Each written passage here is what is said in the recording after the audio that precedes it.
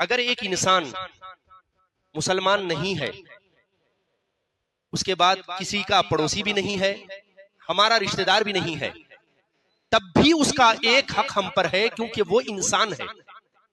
انسان ہونے کی حیثیت سے۔ پھر اگر کوئی مسلمان ہے تو اس کے دو حق ہیں کہ وہ انسان بھی ہے، مسلمان بھی ہے۔ پھر اگر کوئی پڑوسی ہے تو اس کے تین حق ہیں، انسان بھی ہے، اگر وہ مسلمان ہے تو مسلمان بھی ہے اور پڑوسی بھی ہے، تین حق ہو گئے۔ اور اگر کوئی رشتہ دار ہے تو چار حق ہیں، ایک انسان ہونے کی حیثیت سے اس کا حق ہے، دوسرا مسلمان ہونے کی حیثیت سے ہے، تیسرا پڑوسی ہونے کی حیثیت سے ہے، چوتھا ہمارا رشتہ دار ہونے کی حیثیت سے۔ تو سب سے پہلا درجہ انسان ہونے کی حیثیت سے اگر آپ اسلام کی تعلیمات کو دیکھیں تو اسلام نے اپنے ماننے والوں کو، انسانیت کو وہ مقام عطا کیا ہے، وہ رتبہ اور وہ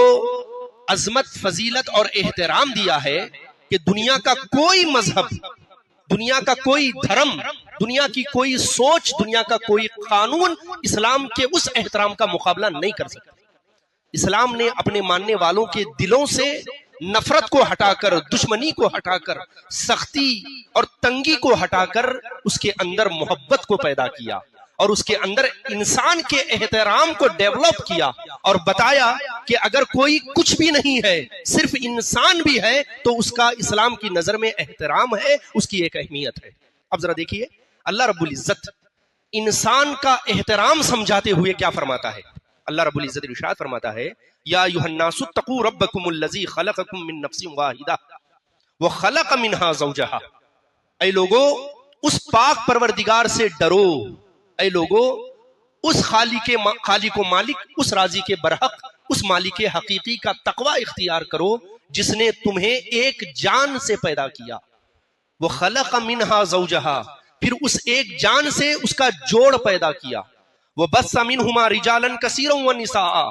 پھر اس ایک جوڑے سے بے شمار مرد اور بے شمار عورتوں کو اس نے پیدا کیا اور پوری دنیا میں پھیلا دیا۔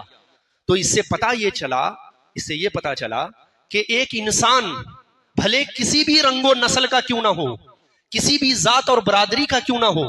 کسی بھی علاقے اور کسی بھی ملک کا رہنے والا کیوں نہ ہو، اگر وہ انسان ہے اس کی دو حقیقتیں ضرور ہیں، اور وہ کیا ہے؟ ایک حق یہ ہے کہ وہ اللہ کا بندہ ہے، اور دوسرا حق یہ ہے کہ وہ حضرت آدم کا بیٹا ہے۔ یہ دو حق ہر انسان کو حاصل ہیں، جسے کبھی کوئی نہیں جھٹلا سکتا، جس کو کبھی کوئی نظر انداز نہیں کر سکتا۔